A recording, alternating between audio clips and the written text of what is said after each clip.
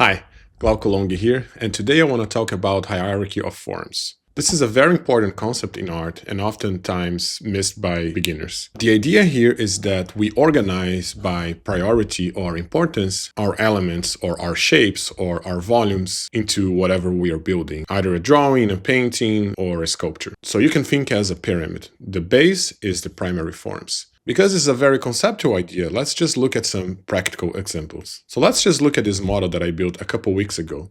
So whenever I'm starting a model like this or analyzing a concept, I like to think about the main shapes and the main volumes. So here I look at the three big masses, the head, the torso, and the hips, because those three will really help me indicate or give me the full idea of the composition. And in this case here, I also look at the feet and the hands because they are so big and they play a huge vital role in how this character is shaped. But let's just look at that. So if we simplify the torso and the hips into big boxes, we can just see that these two big boxes are already helping us shape and find the placement, the rotation of the torso, and so on and so forth. But obviously, two big boxes is not enough to describe what we are trying to build. So you can think of primary forms as the least amount of information to be able to describe what you're trying to build.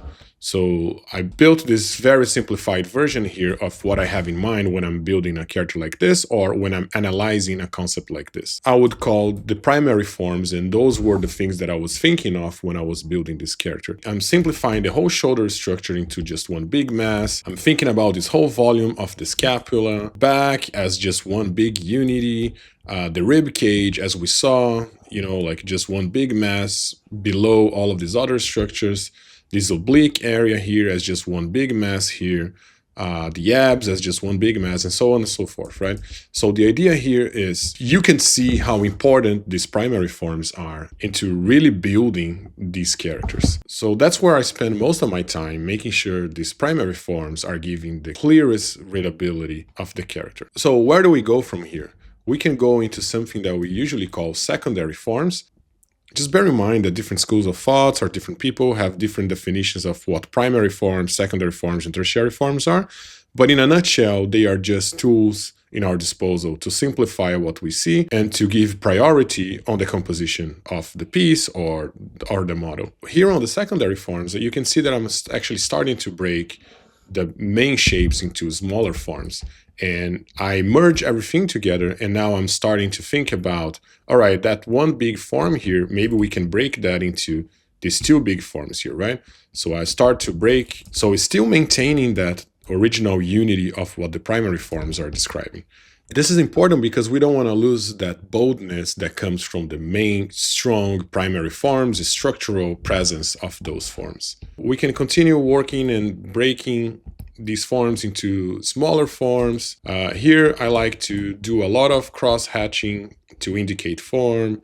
I like to explore, transitions between some of these shapes, but I'm still somewhat looking from this distance. So this is kind of important in my process to make sure I'm not zooming in too much, because otherwise I will get lost into some of these areas. So I try to stay away from the model. So here we can, indicate a little bit more of the scapula, and we can start playing with the bone structures, having a different language than the actual muscles, the tendons, and so on and so forth.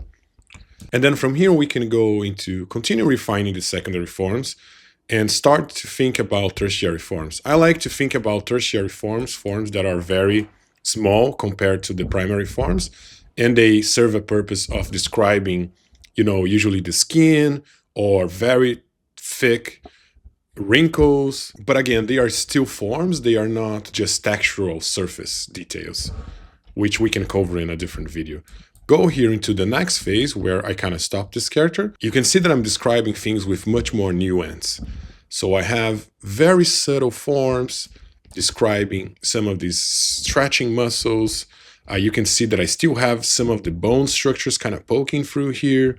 And we can take this a little bit further. So what I would do here to continue going, I would start defining and what we can call between secondary forms and tertiary forms, maybe some of these wrinkles, right? So I can maybe with the dim standard and a combination of the clay buildup and just the standard brush to just kind of find interesting areas here to continuing building up interest And maybe just thinking about the actual anatomy here or the folds of the skin.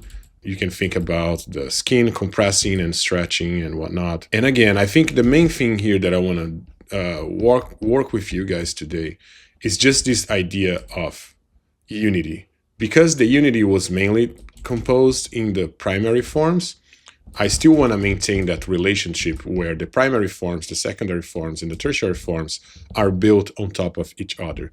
And that's what gives this sense of weight and mass and structure to these pieces.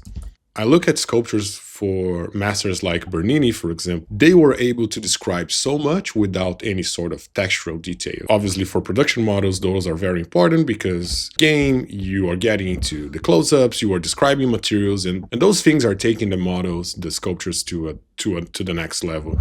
But just thinking about the art of sculpture and the actual process of studying art, I think it's really relevant to spend a quality time on just these ideas without relying on those textural details to make your characters pop. Don't get me wrong, it is very important to understand how to do that. And obviously, if you are going into this industry, you need to understand how to do those things too. Just make sure like everything that you're building here are sitting on top of all of these other forms. And I did a quick example here of what I have in mind when I'm trying to design some of these very subtle forms. Obviously, this is actually breaking all of the rules that I mentioned, where the subordination of forms are completely going away because I'm giving the same amount of importance to all of these things here in terms of thickness, depth, what creates the shadow shapes and all of that.